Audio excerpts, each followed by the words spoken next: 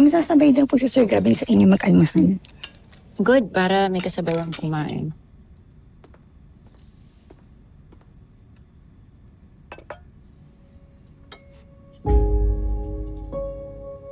Ate, ano yung mga nasa kwintas mo?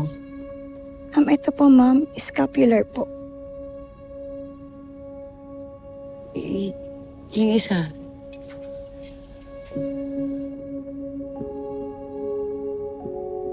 Si San Antonio ba yan? Opo ma'am. Tingin.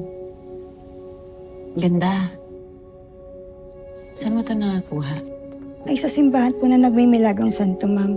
Nawala kasi doon si San Antonio dati tapos bumalik. At simula noon, lahat ng mga tao o bagay na nawawala sa barangay nila, nahahanap na. Well, he is the patron saint of lost things. Oo nga po ma'am.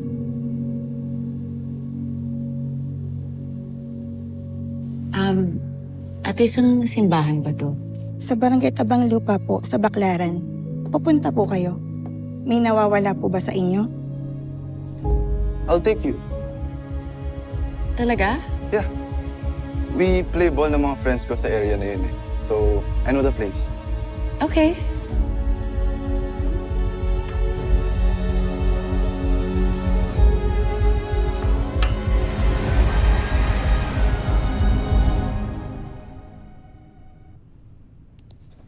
Ba't naman dito ka pa sa lugar na ito naglalaro? Better basketball courts? Let me guess.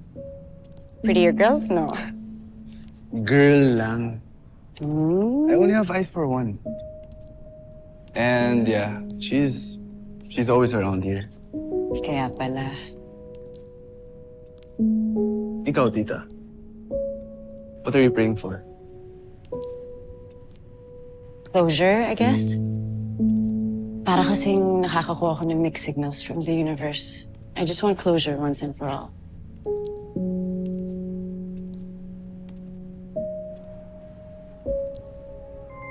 Ay! Tita. Excuse me lang, sagutin ko lang yung friend ko. Ako, sige, go. Hello.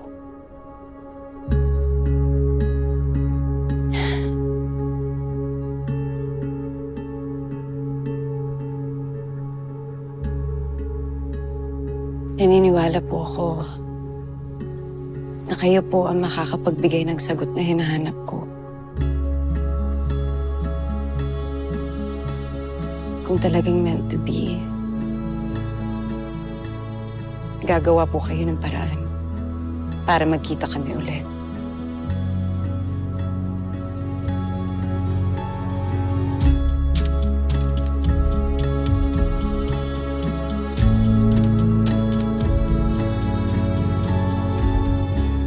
May nakausap po akong isang kaibigan sa pangwawalang babae.